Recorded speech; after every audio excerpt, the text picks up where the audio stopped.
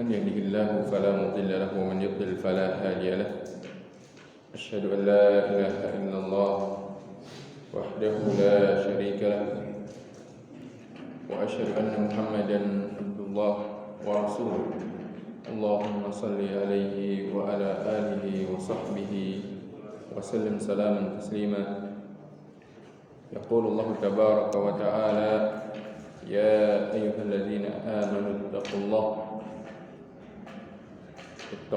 حق تقاته ولا تموتن إلا وأنتم مسلمون أما بعد إخواني وأخواتي في الدين رحمني ورحمكم الله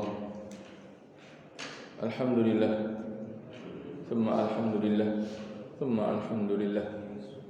Pujian dan rasa syukur terus kita panjatkan kehadirat Allah Subhanahu wa taala atas nikmat-nikmat yang Allah Subhanahu wa taala berikan kepada kita. Nah, sungguhnya nikmat yang Allah berikan tersebut jikalau kita berusaha untuk menghitungnya, kita pun tidak akan sanggup. Maka minimal kita menyadari setiap nikmat yang hadir dalam kehidupan kita terus mensyukurinya. Nikmat di pagi hari ini ketika kita bangun dari tidur, kemudian kita mendapatkan kondisi badan kita segar kembali setelah beristirahat. Kita dapati kita bisa melakukan aktivitas kembali di hari ini. Kita pun sudah punya bekal untuk hari ini. Maka ini merupakan nikmat-nikmat yang sepantasnya kita mensyukurinya. Meskipun mungkin kondisi kita sedang sulit dalam hal ekonomi. Yang kita punya hanya untuk hari ini, maka itu sudah cukup bagi kita untuk menyadarkan kita pentingnya bersyukur pada Allah Subhanahu wa taala atas nikmat-nikmat tersebut. Oleh karena itu Rasulullah sallallahu alaihi wasallam bersabda, "Man asbaha minkum aminan fi sirri, mu'afan fi jasadi, indahu ta'am yawmi, faka'annama hizat lahu dunya." Barang siapa di antara kalian berada di pagi harinya dalam keadaan aman dalam dirinya, memiliki rasa aman di dalam dirinya, kita tidak memiliki kekhawatiran hari ini. Alhamdulillah. Kita hidup di tempat yang aman, tidak khawatir kalau tiba-tiba ada orang yang mengusik kita, ada orang yang mencelakai kita. Mu'afan fi badani, sehat badannya, tersegar kembali, siap untuk beraktivitas hari ini. Bahkan kita sudah merencanakan hari ini ingin ini dan ingin itu, ingin pergi ke sini, ingin pergi ke sana. Indahu ta'am yawm, dan dia pun sudah punya makan untuk hari tersebut. Faka'annama hizat lahu dunya. Maka orang yang seperti ini saja, minimal seperti ini saja yang dia dapatkan, maka dia ibarat sudah mendapatkan kenikmatan-kenikmatan yang ada di dunia. Nikmat di dunia itu tidak lepas dari 3 hal ini. Ingin mencari rasa aman, ingin perut itu kenyang, dan ingin badan itu sehat. Itu nikmat-nikmat dunia. Maka pagi hari ini kita bisa hadir di tempat yang mulia ini dalam kondisi aman, dalam kondisi sehat, dalam kondisi kita pun bisa untuk makan hari ini. Itu wajib bagi kita untuk bersyukur kepada Allah Subhanahu wa taala. Wajib untuk terus membasahi lisan kita dengan ucapan alhamdulillah. Karena mungkin ada saudara-saudara kita yang pada hari ini pun mereka tidak bisa mendapatkan rasa aman. Jangankan untuk makan, untuk tenang saja tidak bisa. Khawatir kalau tiba-tiba itu adalah menjadi hari terakhir.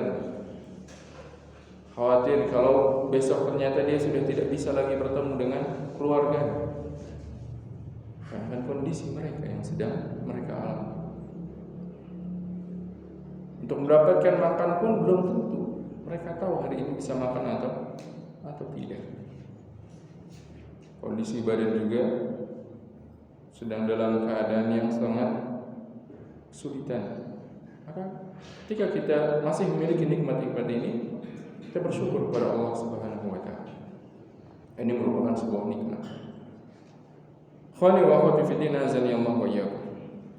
Kita masih melanjutkan dalam pertemuan ini bab yang terakhir kita bahas di pertemuan sebelumnya, yaitu bab fadlu dha'afatil muslimin wal fuqara wal khamilin. Bab tentang keutamaan yang dimiliki oleh orang-orang fakir dan lemah dari kalangan kaum muslimin. Orang-orang yang mereka dalam kondisi fakir, dalam kondisi lemah, dalam kondisi mereka tidak dikenal. Itu orang yang kehidupannya bukan orang yang memiliki kedudukan yang tinggi, bukan pula memiliki kelapangan dalam rezeki.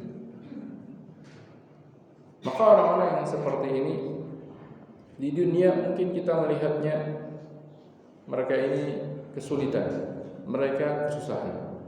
Namun ternyata mereka ini adalah orang-orang yang mereka memiliki keutamaan tersendiri yang tidak dimiliki oleh orang-orang yang sejahtera hidupnya. Oleh karena itu, Al-Imam An-Nawawi rahimahullah membawakan bab ini dalam rangka at-tasliyah, memberikan sebuah hiburan, motivasi kepada orang yang demikian keadaan, yang dia dalam keadaan susah, dalam keadaan tidak dikenal, semasa di dunia. Tidak perlu bersedih hal yang demikian itu. Kenapa? Karena urusan harta, urusan kedudukan di dunia, itu semua adalah ujian, bukan menjadi tolak ukur kemuliaan seseorang. Itu adalah ujian. Oleh karena itu Allah Subhanahu wa taala firmankan, innama amwalukum wa auladukum fitnah wallahu 'indahu ajrun 'azim. Sungguhnya harta-harta kalian dan anak-anak kalian adalah fitnah, adalah ujian. Dan Allah Subhanahu wa taala, di sisi Allah lah pahala-pahala yang besar. Pahala yang besar ada di sisi Allah Subhanahu wa taala. Kalau ingin minta dunia, maka Allah berikan dunia kepada siapa yang dikehendakinya di dunia ini. Baik itu orang yang Allah cintai ataupun Allah tidak mencintainya, Allah akan berikan dunia sebagai bentuk ujian. Makanya dalam sebuah hadis Rasulullah SAW sabda, Inna Allah la yanzuru ila suwarikum. Sungguhnya Allah Subhanahu wa taala tidak melihat kepada rupa kalian, tidak melihat kepada bagaimana kondisi kalian di dunia ini secara umum, walakin yanzuru ila qulubikum wa a'malikum. Namun Allah melihat kepada apa yang disimpan dalam hati kalian dan juga kepada amalan-amalan yang kalian lakukan.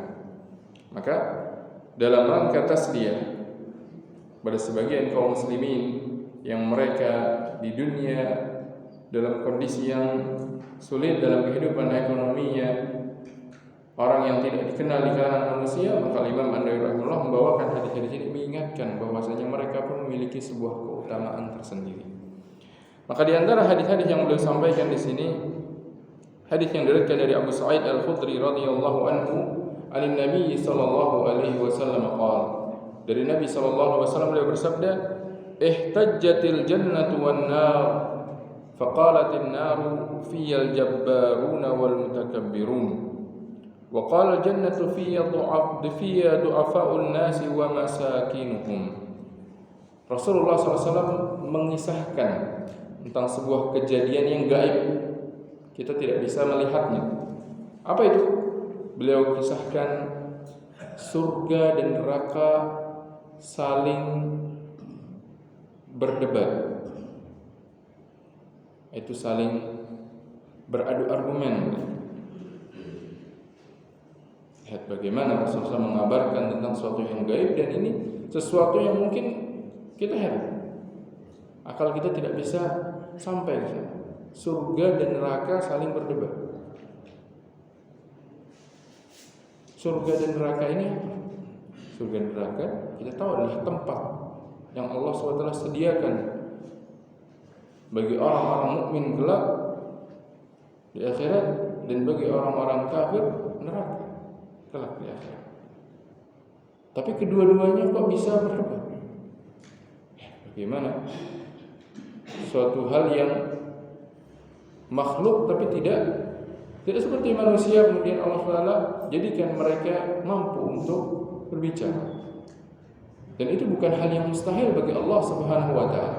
Sebagai orang-orang yang beriman, ketika datang sebuah kabar dari Allah dan Rasulnya, valid datangnya, disebutkan dalam Al-Quran atau dalam hadis-hadis Nabi SAW yang sahih, maka kita wajib mengimaninya.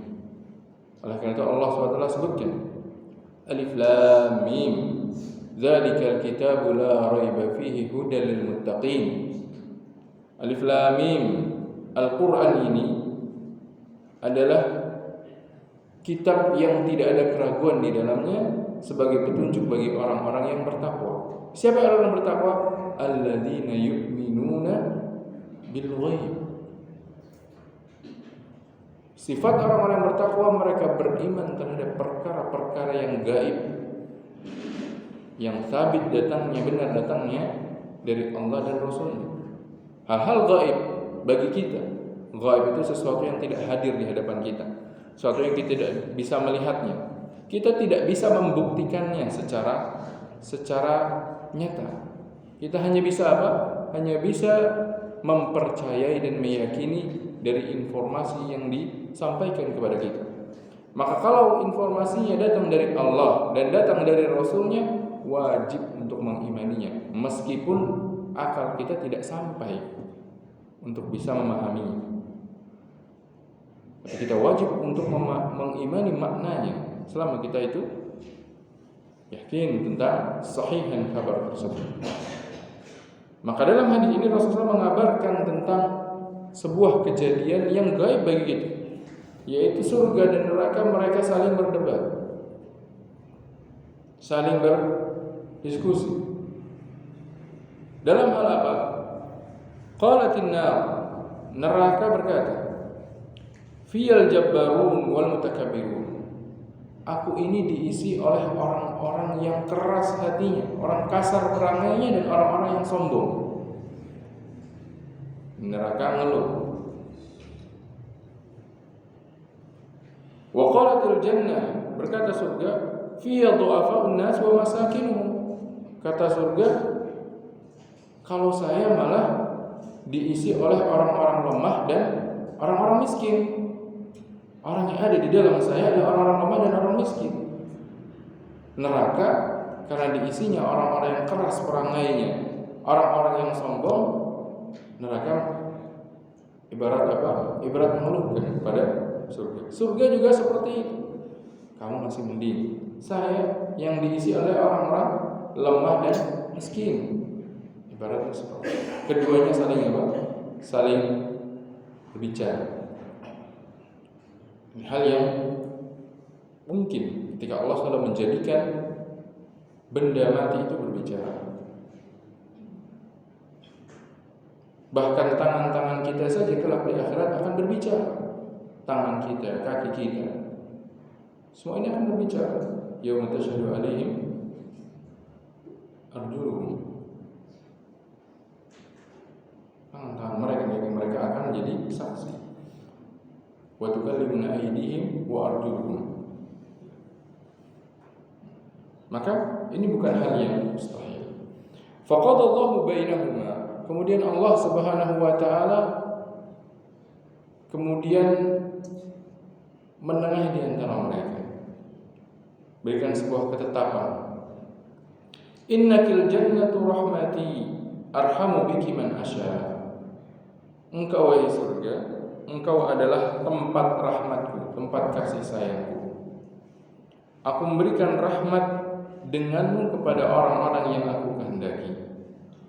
Wa innakin nar adabi u'adzibu biki man asya. Dan sesungguhnya engkau wahai neraka, engkau adalah tempat azabku. Aku mengazabmu, aku mengazab denganmu orang-orang yang aku kehendaki. Walikilaykuma alayya milkuha. Dan masing-masing dari kalian akulah yang akan mengisi, memenuhi isinya. Itu Allah Subhanahu wa taala akan menjadikan neraka yang nantinya neraka masih belum merasa cukup setelah dimasukkan orang-orang kafir ke dalam neraka masih minta ditambah. Maka Allah Subhanahu wa taala akan meletakkan kakinya yang mulia di dalam neraka hingga akhirnya apa? Hingga akhirnya neraka mengatakan cukup ya Allah. Surga pun demikian, yang dimana kelak setelah semua penduduk surga masuk ke dalam surga, surga masih minta ditambah. Ya, bagaimana luas dari manusia yang paling pertama hingga paling terakhir yang berhak untuk masuk surga sudah masuk surga, sudah dapat tempat-tempatnya di surga. Surga masih memiliki apa? Masih memiliki kekosongan di sana. Maka surga meminta kepada Allah Subhanahu wa taala untuk diisi lagi. Maka Allah Subhanahu wa taala akan menciptakan makhluk-makhluk yang Allah kehendaki untuk memenuhi surga. Allah lah yang berjanji untuk memenuhi isi keduanya. Meskipun manusia yang berhak untuk masuk ke dalamnya sudah habis, sudah nggak bisa diisi lagi dengan manusia, tapi masih tersisa tempat. Maka disebutkan dalam hadis yang lain yang menunjukkan bahwasanya Allah akan meletakkan kakinya ke dalam neraka hingga neraka tersebut merasa cukup, dan Allah SWT akan menciptakan makhluk di surga yang sampai surga pun akhirnya merasa cukup. Di dalam hadis ini Al-Imam An-Nawawi membawakan hadis ini di dalam bab tentang keutamaan fuqara wal masakin, keutamaan orang-orang fakir dan miskin. Dikarenakan dalam hadis ini disebutkan ucapan surga, yaitu apa? Aku ini diisi oleh orang-orang lemah dan orang-orang miskin. Maka orang-orang yang di dunia ini dalam keadaan mereka miskin, dalam keadaan mereka lemah, tidak memiliki kedudukan di mata manusia, mereka memiliki kesempatan besar untuk menjadi penduduk surga. Syaratnya apa? Syaratnya tentunya bertakwa. Karena Allah SWT menegaskan inna akramakum 'indallahi atqakum. Apakah berarti orang yang kaya tidak bisa masuk surga? Tidak demikian. Tidak demikian. Tapi orang yang kaya itu apabila dia bertakwa, dia akan masuk ke dalam surga. Sebagaimana orang-orang yang miskin, orang-orang yang lemah, kalau dia bertakwa dia masuk ke dalam surga. Tapi kenapa Nabi SAW mengabarkan hal ini, yang dimana surga mengatakan penduduk ini adalah orang-orang yang lemah dan miskin? Nah, ini mimbabil ghalib itu para ulama. Kebanyakannya demikian. Kebanyakannya penghuni surga ini adalah orang-orang yang miskin dan lemah semasa di dunia. Karena kebanyakan orang-orang yang mengikuti Nabi SAW bertakwa kepada Allah Subhanahu wa taala, mereka adalah orang-orang yang fuqara, orang-orang yang miskin, dan sedikit dari kalangan orang-orang yang kaya. Karena kekayaan itu, nikmat-nikmat dunia itu banyak melalaikan manusia. Makanya kebanyakan mereka masuk ke dalam neraka. Sebaliknya para fuqara, mereka kebanyakan yang masuk ke dalam surga. Sama-sama syaratnya adalah tetap bertakwa kepada Allah Subhanahu wa taala. Namun mimbabil ghalib, kebanyakannya demikian. Semoga Allah SWT menjadikan kita termasuk penghuni surga, baik kita kaya di dunia maupun miskin di dunia. Semua itu tetap memiliki keutamaannya masing-masing selama mereka bertakwa. Hadis yang selanjutnya masih kait dengan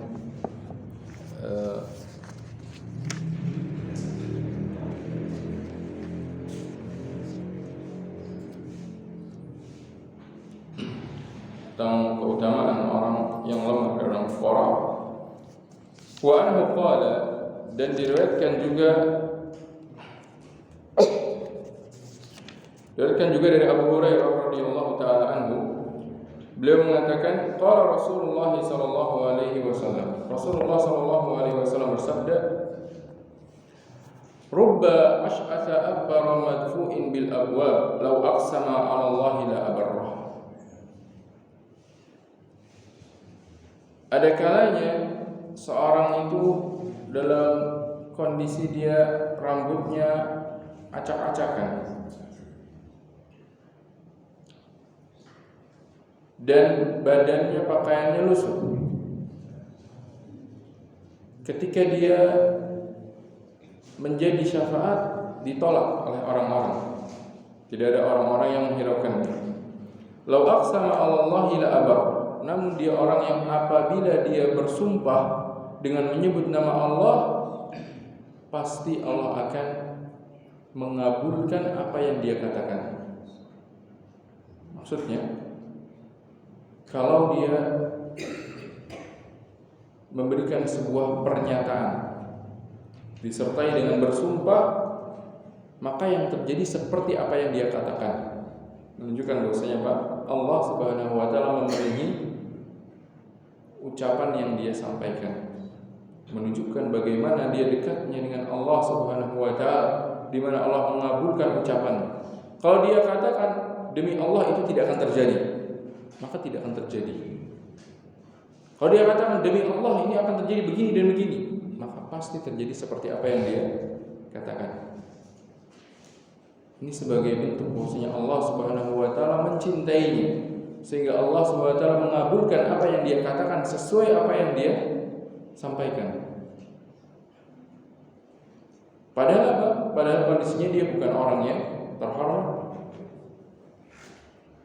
Bahkan pakaiannya saja lusuh, menggambarkan dia tidak memiliki uang untuk bisa membeli pakaian yang bagus. Rambutnya acak-acakan, yang dimana menunjukkan keadaannya orang yang miskin, orang yang fakir, orang yang miskin. Tapi kalau dia mengatakan sesuatu disertai dengan bersumpah atas nama Allah Subhanahu wa taala, maka persis seperti apa yang dia katakan.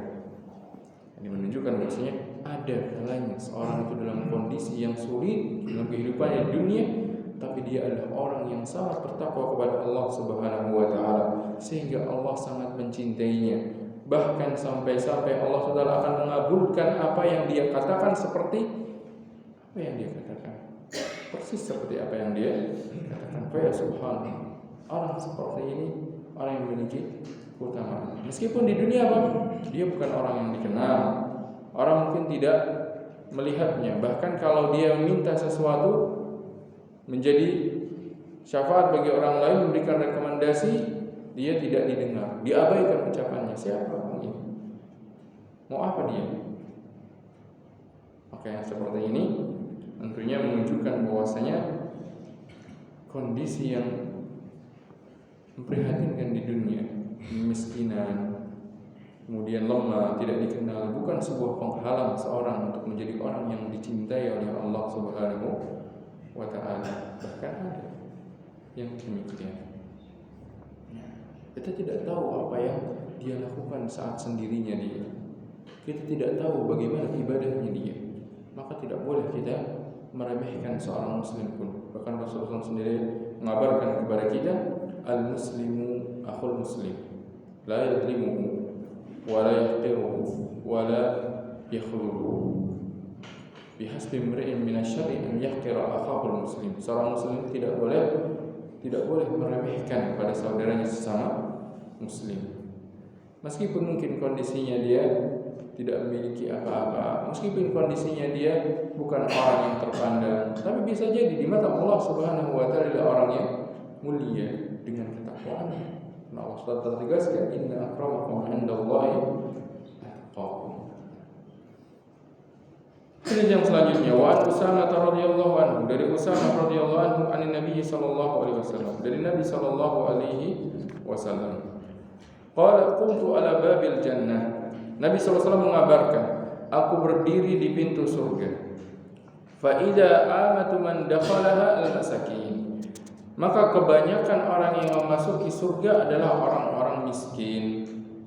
Atau orang yang memasuki surga kebanyakannya dari kalangan orang-orang miskin.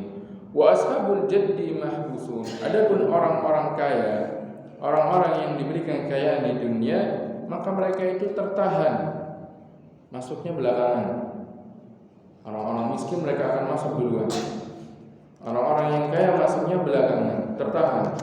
Ghairu anna ashaban nari qad umira bihim ilan nar. Adapun cara calon penghuni neraka sudah dimasukkan ke dalam neraka. Kelak di akhirat ketika waktunya orang-orang yang beriman masuk ke dalam surga, siapa yang masuk surga duluan? Sebutkan dalam hadis ini juga pada hadis-hadis yang lain, yang masuk surga duluan orang-orang miskin.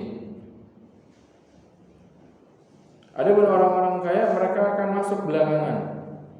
Sebutkan dalam bagian riwayat mereka masuk setelah 500 tahun, setengah hari. Karena satu hari di akhirat itu sama dengan 1000 tahun di dunia. Setengah hari 500 tahun, satu harinya 1000 tahun. Wa qultu ala babin nar, dan aku berdiri di pintu neraka, fa idza amatu man dakhalaha nisa, maka kebanyakan yang memasukinya adalah perempuan. Karena kan perempuan banyak melakukan hal-hal yang menjadikan mereka terjerumus ke dalam neraka. Seperti apa? Pada contohnya adalah sering mencaci atau kufur terhadap nikmat yang diberikan oleh suami. Sebutkan dalam hadis yang lain. Takfurnal akna wa takfurnal ashir. Kalian banyak mencela dan kalian kufur terhadap suami. Dalam hadis ini Rasulullah mengabarkan tentang para penghuni surga. Kebanyakannya adalah orang-orang miskin. Dan yang masuk duluan adalah orang-orang miskin. Dan itu wajib kita imani. Demikianlah Nabi SAW mengabarkan. Adapun orang-orang kaya mereka akan ditangguhkan terlebih dahulu. Kenapa? Dijelaskan para ulama, karena mereka akan dihisab terlebih dahulu dalam urusan harta-harta yang mereka miliki. Dalam urusan harta yang mereka miliki, mereka akan dihisab terlebih dahulu, diperhitungkan, diminta pertanggungjawabannya. Adapun orang-orang miskin di dunia, ya harta mereka sedikit, sehingga apa? Dihisabnya lebih cepat dibandingkan orang-orang kaya, di mana di dunia mereka dihisab pada setiap apa yang mereka miliki. Dan harta yang kita miliki yang akan diminta pertanggungjawaban. Rasulullah SAW mengabarkan dalam sebuah hadis, la tazulu qadama 'abdin yawmal qiyamati hatta yus'ala an umrihi fima afna wa an malihi min aina iktasabahu wa fima anfaqah. Tidak akan bergeser kedua kaki seorang hamba sampai dia selesai ditanya tentang umurnya, dalam hal apa dia habiskan umurnya. Detik-detik yang kita lalui ini, pagi hari ini, dari mulai kita bangun sampai nanti kita tidur lagi, bahkan di saat kita tidur, semua itu akan diminta pertanggungjawabannya dari kita. Allah SWT akan minta pertanggungjawaban. Itu baru waktunya. Belum lagi kalau dia punya harta, maka Nabi SAW mengabarkan wa an malihi, dan dia akan ditanya tentang hartanya. Min aina iktasabahu, dari mana dia dapat hartanya? Uang sedemikian banyaknya dari mana? Dengan cara apa dia dapat? Tidak akan luput sepeser pun, melainkan Allah SWT akan menanyainya. Akan ditanya oleh Allah SWT. Min aina iktasabah, dari mana dia mendapatkannya? Dengan cara apa? Setelah selesai ditanya dari mana dia dapatkan, wa fima anfaqah, kemana dia habiskan. Maka kalau orang yang miskin kan sedikit yang dia miliki di dunia, harta yang didapatkan tidak banyak. Beda dengan orang yang kaya, lebih banyak, maka lebih lama hisabnya, lebih lama diminta pertanggungjawaban oleh Allah Subhanahu wa taala. Oleh karena itu disebutkan dalam beberapa hadis-hadis yang menyatakan sahih oleh para ulama bahwasanya orang-orang kaya ini masuk surganya akan lebih belakangan dibandingkan orang-orang miskin yang mereka berhak untuk masuk dalam surga. Kenapa? Karena mereka akan dihisab terlebih dahulu atas harta yang mereka miliki semasa di dunia. Apakah ini menunjukkan bahwasanya berarti orang-orang yang miskin derajatnya lebih tinggi di surga dibandingkan orang-orang kaya? Kata Syekh Ibnu Taimiyah, belum tentu. Bisa jadi orang yang masuknya belakangan dia mendapatkan derajat yang lebih tinggi di surga kalau apa? Kalau kebaikan yang dia lakukan melebihi kebaikan orang yang masuk surga lebih dahulu. Ini bukan berarti kemudian orang-orang kaya kemudian apa? Mereka tidak memiliki kesempatan mendapatkan kedudukan yang tinggi di surga. Tidak. Hanya saja dari segi apa? Waktu masuknya ke dalam surga mereka lebih belakangan dibandingkan para orang-orang miskin. Dikarenakan apa? Dikarenakan mereka dihisab dulu tentang harta yang mereka miliki. Maka orang yang di dunia kondisinya sulit, sudah berusaha untuk memenuhi kebutuhannya, ingin mendapatkan lebih, ternyata nggak dapat juga, nggak usah bersedih. Ada kesempatan dapat tiket duluan untuk masuk dalam surga. Nggak lama-lama dihisabnya, mudah. Karena yang dia miliki ya sebatas itu saja dari hartanya. Ini menunjukkan tentang ada keutamaan tersendiri yang didapatkan oleh para fuqara dari kalangan orang-orang yang beriman, yaitu mereka mendapatkan prioritas untuk bisa masuk ke dalam surga. Namun tentunya kedudukan dan kemuliaan di surga itu pun berdasarkan dengan amalan, baik yang fakir maupun yang ghani, yang miskin maupun yang kaya. Mereka kalau semakin besar keimanannya, semakin tinggi ketakwaannya, maka akan semakin tinggi kedudukannya di surga. Dan semakin rendah ketakwaannya, semakin sedikit ketakwaannya, semakin sedikit keimanannya, maka itu pun akan menjadikan dia berada di tingkatan kedudukan yang rendah di surga. Oleh karena itu Rasulullah bersabda, "Wa man batta'a bihi 'amalu lam yusri bihi nasabu." Barang siapa amalnya itu lambat, maka nasabnya tidak akan menjadikan dia cepat.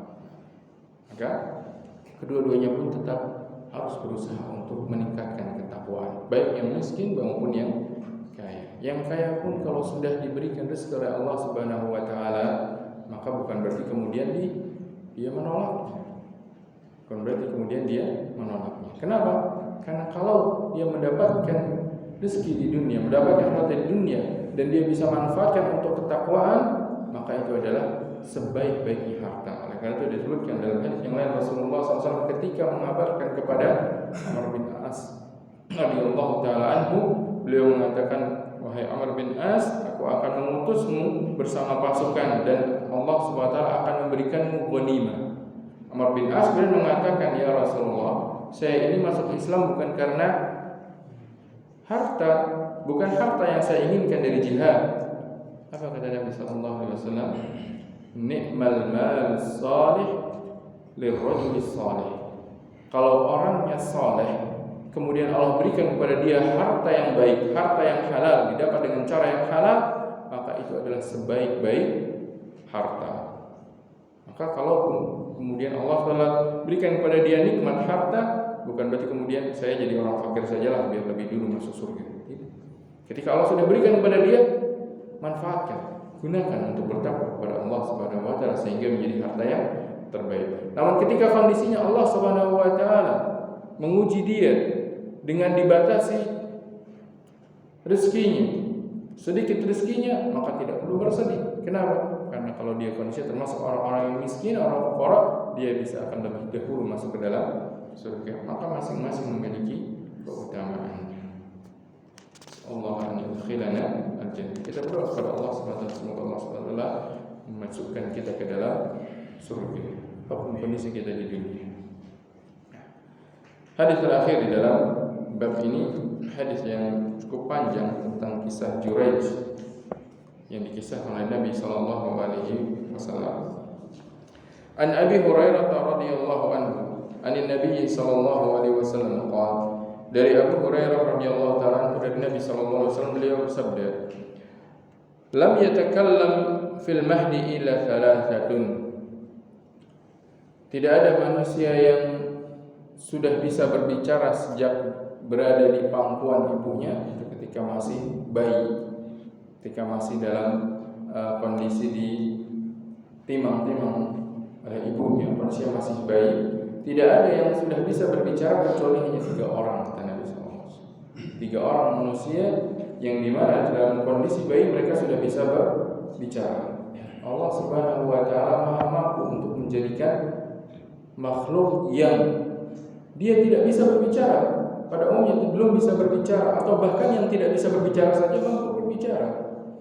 Maka tidak heran ketika Allah mengabarkan kelak di antara hari kiamat kelak akan muncul apa? Akan muncul dabbah, hewan melata yang berbicara kepada manusia. Kalau sekarang bisa kita dapati hewan berbicara ke kita, kita paham omongannya? Tidak bisa. Mungkin kita kalau kita bicaranya dengan akal kita akan menolak. Ini bisa. Kemudian Rasul juga mengabarkan akan ada tanaman yang mengabarkan kepada setiap muslim bahwasanya ada orang Yahudi yang bersembunyi di belakang. Yang secara tidak bisa diterima oleh akal. Maka tidak perlu jauh-jauh kemudian menolak apa yang akan terjadi. Ini yang sudah ada di umat terdahulu. Ada 3 orang, kondisinya bayi, sekarang saja bayi. Di masa kita ada bayi sudah bisa ngobrol dengan kita? Tidak bisa. Bayi kita ajak bercanda pun ya dia nggak gubris.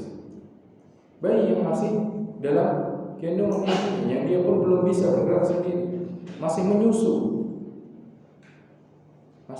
Berarti belum ada 1 tahun pun belum ada, 6 bulan pun mungkin belum ada. Kondisinya masih kondisi menyusu di ibu.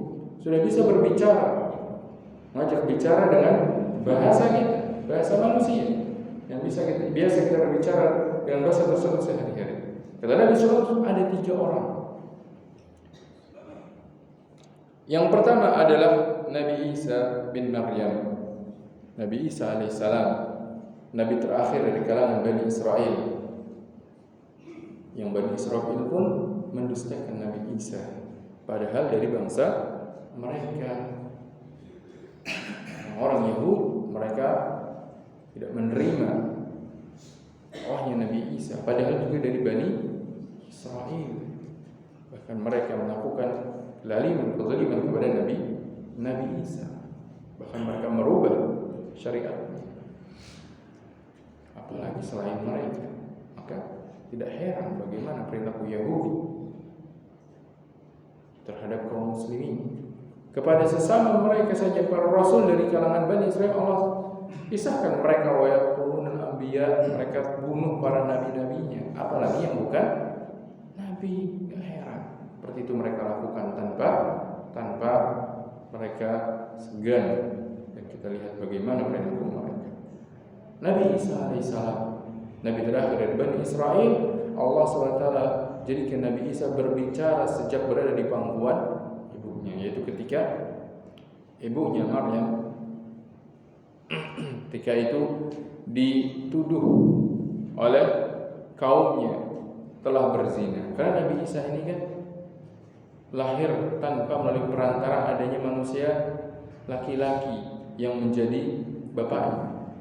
Allah SWT menciptakan Nabi Isa melalui tiupan yang Allah tiupkan roh ke dalam rahim ibunya. Kemudian ibunya melahirkan Nabi Isa, kemudian membawanya kepada kaumnya. Ketika dibawa kepada kaumnya, itu Bani Israil. Ketika itu apa yang mereka nyatakan? Ya Maryam, maka abuki imra'a sawi wa ma kanat ummuki baghiyah. Wahai Maryam, bapakmu itu orang soleh, bukan orang yang fasik. Ibumu juga bukan pezina. Kok kamu malah berzina? Dari mana anak ini? Gak tahu bapaknya kan? Mereka gak tahu bapaknya, dan memang tidak ada bapaknya. Allah SWT mengutus malaikat Jibril menjumpai Maryam, kemudian meniupkan roh ke dalam rahim Maryam. Lahirlah Nabi Isa. Bahkan disebutkan bagian riwayat lahirnya pun dalam waktu yang cepat, tidak seperti janin manusia pada umumnya, cepat tumbuh.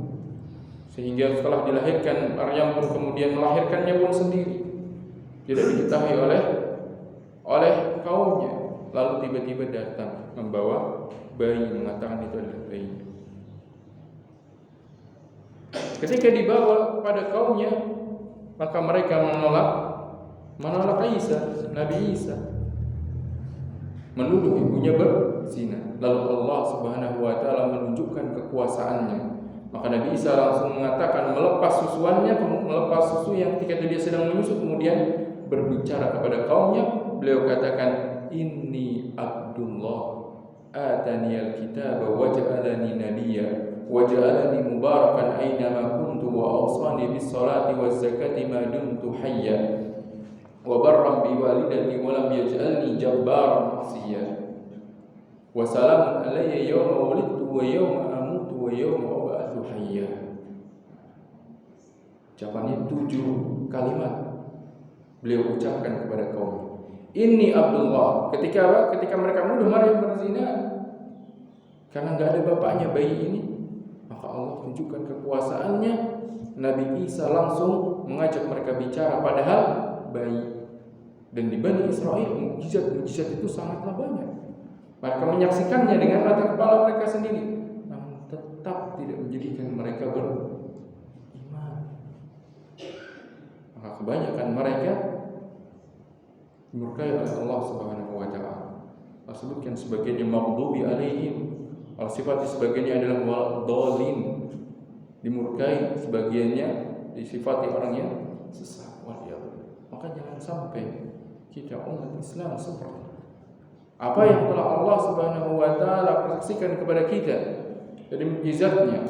Allah kabarkan kepada kita, wajib kita iman dan wajib kita jadikan ibrah pelajaran. Nah, Nabi Isa mengatakan, ini Abdullah, aku adalah hamba Allah.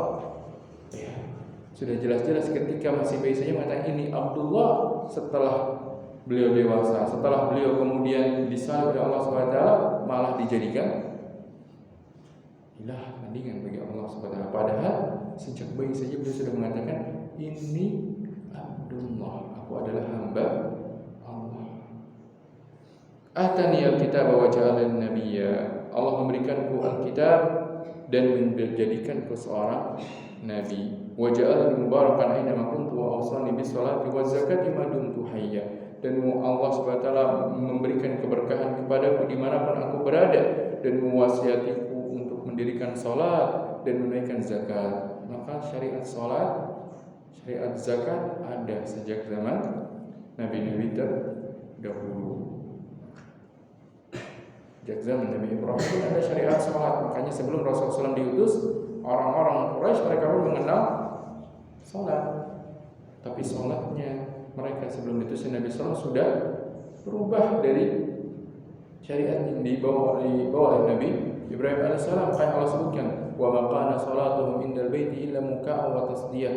Tidaklah salat mereka di Baitullah, di Ka'bah, melainkan apa? Muka'an wa tasdiyah, siulan-siulan dan tepukan tangan. Karena sudah mereka rubah syariatnya dari syariat Nabi Ibrahim. Maka datang Nabi Muhammad SAW, kemudian Allah luruskan kembali syariat tersebut. Allah ajarkan kepada manusia bagaimana mereka beribadah kepada Allah Subhanahu wa taala. Maka jangan sampai dirubah lagi syariat Nabi Muhammad SAW. Harus kita ikuti, harus kita amalkan. Dan syariat Nabi SAW telah dijamin oleh Allah tidak akan dirubah. Maksudnya tidak dijamin tidak akan dirubah, akan tetap ada manusia yang mereka berpegang kepada syariat Nabi Muhammad SAW. Sehingga ketika ada sebagian yang berusaha untuk merubahnya, akan tetap ada sebagian yang mendakwahkan bagaimana syariat yang sebenarnya. Maka kewajiban kita adalah apa? Mencari tahu tentang sunnah-sunnah tuntunan Nabi SAW dan mengikuti tuntunan Nabi SAW serta mewaspadai adanya tahrif, adanya perubahan-perubahan pada sunnah-sunnah Nabi SAW. Jangan sampai seperti umat-umat terdahulu yang akhirnya semakin lama mereka semakin jauh dari masa Rasul yang mereka dapati, maka mereka semakin berubah dari syariat yang diajarkan. Maka Nabi Isa mengatakan, wa awsani bis salati waz zakati ma dumtu hayya, dan Allah mewasiatiku untuk salat dan untuk zakat semasa aku hidup. Wa barram bi walidati wa lam yaj'alni jabbaran syaqiyya, dan Allah mewasiatiku untuk berbuat baik, berbakti kepada ibuku. Nah, ya kata para ulama, akhlak baik, akhlak mulia, akhlakul karimah itu adalah suatu hal yang disepakati di semua agama. Kenapa? Karena semua nabi mengajaknya kepada akhlakul karimah. Di antaranya berbakti kepada orang tua. Apakah itu Nabi Muhammad SAW? Apakah itu Nabi Isa? Apakah itu Nabi Musa? Apakah itu Nabi Ibrahim? Apakah itu nabi-nabi sebelumnya? Semuanya mengajarkan kepada akhlak yang mulia. Maka di antara hal yang tidak berubah dalam syariat ini adalah dalam permasalahan akhlak, sebagaimana permasalahan akidah pun tidak berubah. Adapun dalam permasalahan apa? Dalam permasalahan tata cara beribadah, maka ada yang mengalami perubahan dari syariat Nabi sebelumnya dengan syariat Nabi yang setelahnya. Maka syariat ini ada yang dimana syariat tersebut tidak berubah, semua Nabi sama. Di antaranya apa? Dalam permasalahan akidah, keyakinan tentang tauhid semuanya sama. Tidak ada kemudian nabi-nabi sebelum Nabi Muhammad SAW dia tidak mendakwahkan tauhid, tidak. Semua nabi sejak Nabi Nuh alaihissalam, sejak Rasul Nabi Nuh alaihissalam hingga Nabi Muhammad SAW semuanya mengajak kepada tauhid, kepada akidah sama, tidak dirubah. Tentang nama-nama dan sifat-sifat Allah, tentang uluhiyah, tentang rububiyah, semuanya sama. Begitu juga tentang akhlak, itu termasuk yang tidak berubah. Tapi kalau dalam permasalahan al-amaliyah yang tidak masuk dalam kategori keyakinan, tidak masuk dalam kategori akhlak karimah, akhlak mulia, maka Allah Subhanahu wa taala Maha berkehendak untuk melakukan nasakhnya. Ma nasakh min ayatin aw nunsiha na'ti bi khairin minha aw mithliha. Tidaklah ada ayat yang datang lain yang menasakh ayat yang lain, melainkan kami datangkan yang lebih baik atau yang semisal. Contohnya apa? Contohnya misalkan sholat, tata caranya sholat di masa-masa Nabi terdahulu dengan sholatnya yang diajarkan Nabi SAW tentunya tidaklah sama. Syariat sebelum Rasulullah SAW dimi'rajkan, sholatnya semuanya adalah 2 rakaat. Setelah Rasulullah dimi'rajkan, kemudian ada sholat yang 2 rakaat, ada yang 4 rakaat, ada yang 3 rakaat. Namun dalam kondisi safar kembali lagi kepada 2 rakaat, dalam yang 4 rakaat. Begitu juga syarat yang lain. Zakat misalkan, permasalahan zakat mungkin dinamakan zakat yang sama, tapi mikdarnya, jumlahnya mungkin berbeda dari syarat-syaratnya. Sujud termasuk amaliyah. Di masa Rasulullah syariat nabi-nabi terdahulu, misalkan tidak dilarang seorang untuk sujud kepada manusia. Di syariat Nabi Muhammad SAW dilarang seorang untuk sujud kepada manusia. Dari segi amaliyah ada kalanya pada sebagian syariat itu terjadi apa?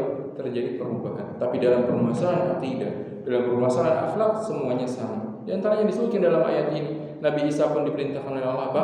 Wa barram biwalidati, berbuat bakti kepada ibuku. Wassalamu alayya yawma wulidtu wa yawma amutu wa yawma ub'atsu hayya. Dan kesejahteraanlah bagiku ketika aku dilahirkan dan ketika aku diwafatkan dan ketika aku dibangkitkan kembali. Ini yang pertama, orang pertama yang berbicara di saat dia dalam kondisi bayi. 7 kalimat tersebut. Yang kedua, wasahibu Juraij. Yang kedua adalah bayi yang ada pada masa Juraij. Pada masa Juraij masih pada Bani Israel. Kejadian yang masih pada Bani Israel. Yang kisahnya Juraij adalah seorang abid, seorang yang sangat giat beribadah, sampai-sampai apa? Beliau memiliki tempat khusus beribadah jauh dari kerumunan manusia. Beliau menyendiri, melakukan uzlah, menjauhi manusia.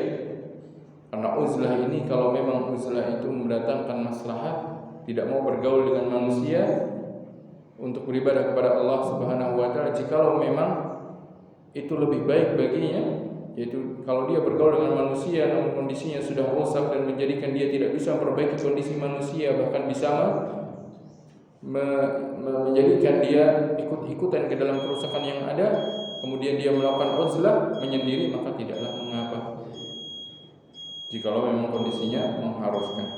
Tapi jikalau tidak, maka sebaik-baiknya adalah dia bergaul dengan manusia. Sebenarnya Nabi SAW mengabarkan bahwasanya Orang yang dia bergaul dengan manusia, dia bersabar atas perilaku-perilaku yang dilakukan manusia, itu lebih baik.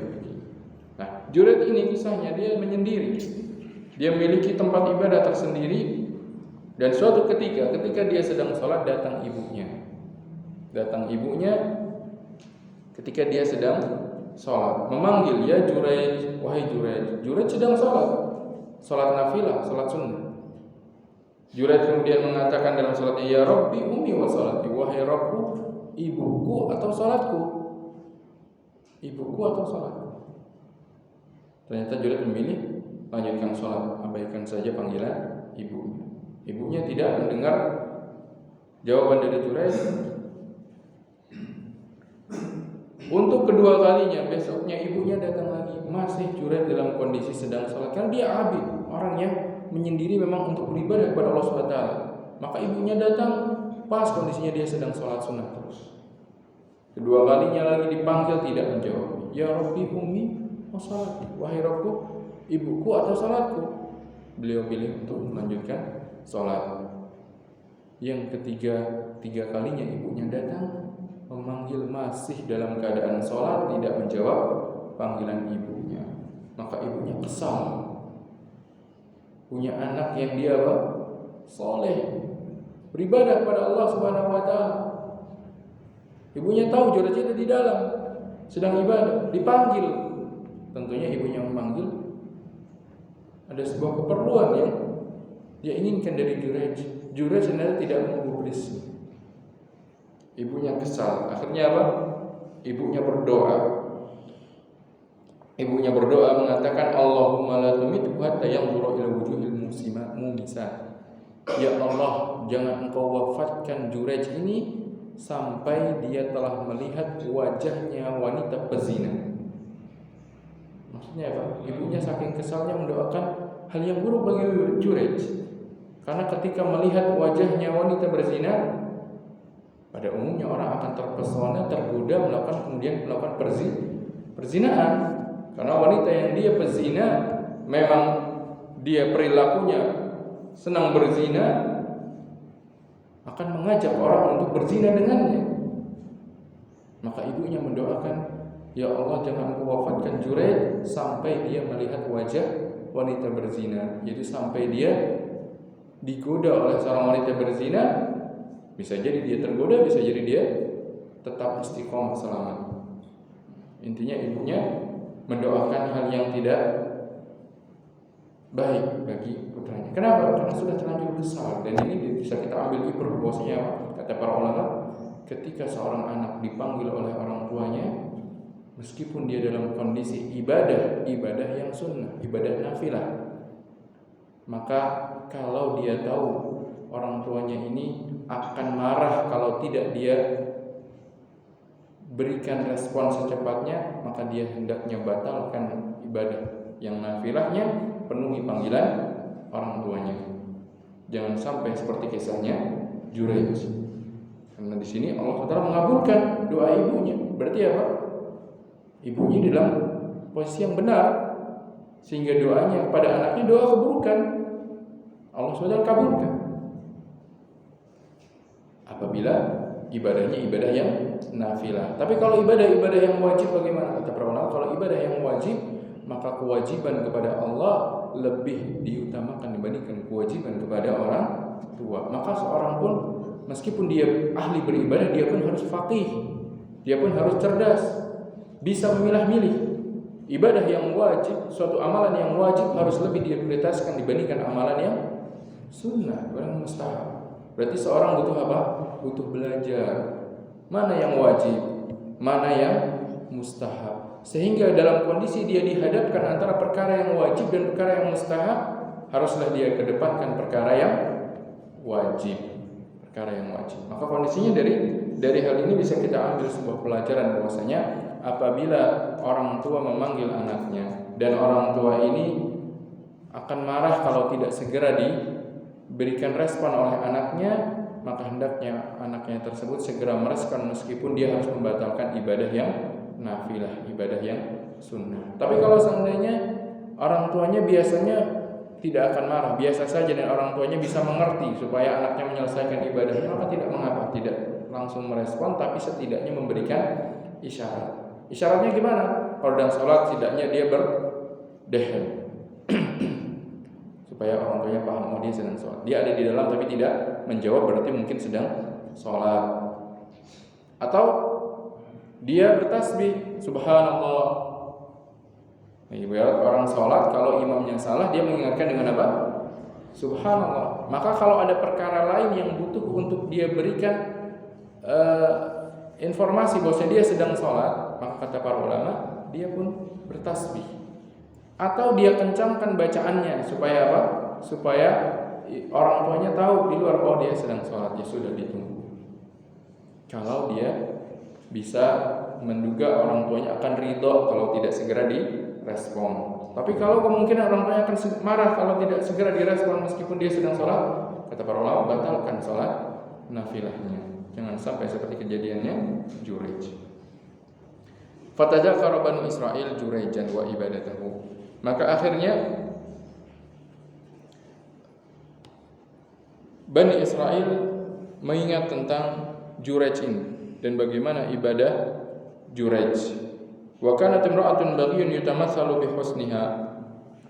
Kemudian mereka membincangkan tentang Jurayj. Jurayj ini Masya Allah, bagaimana ibadahnya, bagaimana kesalahannya. Bani Israel, masih dari kisahnya Bani Israel Jurayj.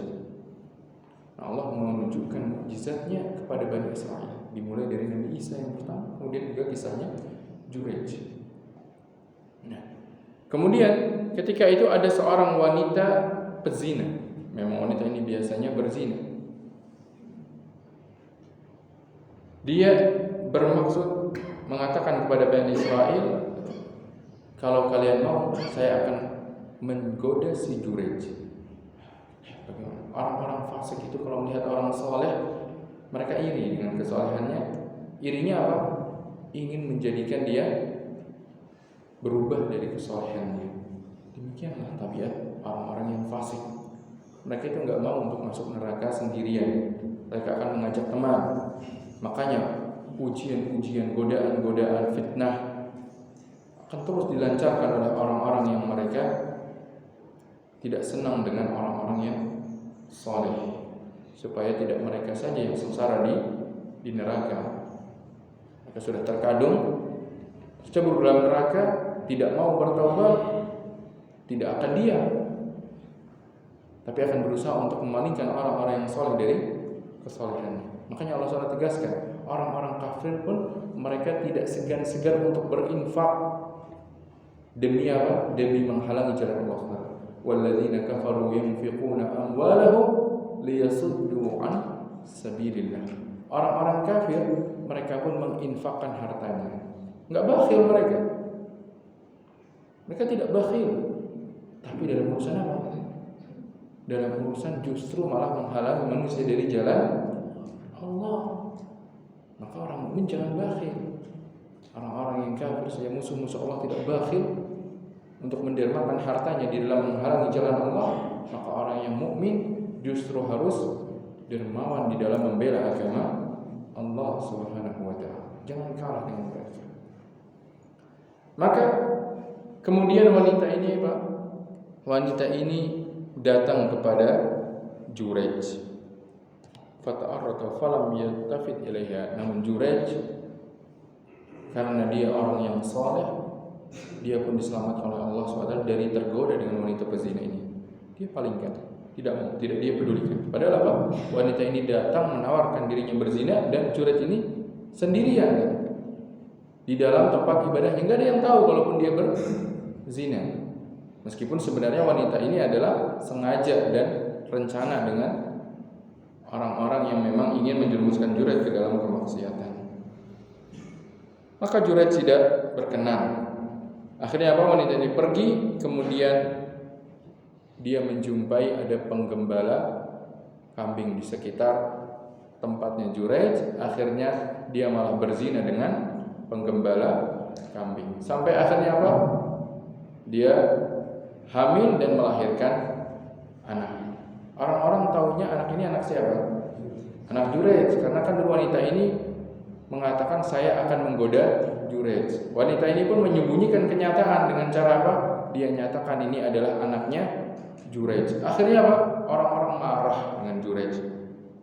Kelihatan soleh tapi malah apa? Kok malah berzina? Orang-orang tahunya demikian. Maka kemudian mereka tangkap Jurayj, mereka pukul Jurayj, dan mereka hancurkan tempat ibadahnya. Nah, ini bohong-bohong. Ibadahnya cuma kedok, beranggap demikian. Marah mereka dengan kelakuan Jurayj. Maka kemudian apa? Kemudian Jurayj mengatakan, ada apa ini? Kenapa kalian hancurkan rumah dan kalian pukuli saya? Mereka katakan, engkau berzina dengan seorang wanita pezina dan ini anakmu. Dan kata Jurayj, aina sabi, mana anaknya? Mana bayinya? Maka mereka datangkan bayinya. Kemudian Jurayj mengatakan, tolong biarkan aku sholat terlebih dahulu. Lalu setelah beliau sholat, datangi bayi tadi. Kemudian dikatakan, ya gulam man abuka, hei bayi, siapa bapakmu? Untuk bicara bayi. Kalau pada kondisi umumnya bayi bisa menjawab, nggak bisa, nggak akan merespon. Tapi ternyata Allah SWT tampakkan mukjizatnya. Dia katakan, fulan ar-ra'i, si fulan, si penggembala kambing berbicara. Ini bayi kedua yang berbicara dalam keadaan dia masih berada di pangkuan ibunya. Maka akhirnya ketika itu orang-orang minta maaf kepada Jurayj dan mereka mengatakan, akan kami bangun tempat ibadahmu dari emas, ganti ruginya dari emas. Apa kata Jurayj? La, tidak perlu, kembalikan seperti sedia kala saja.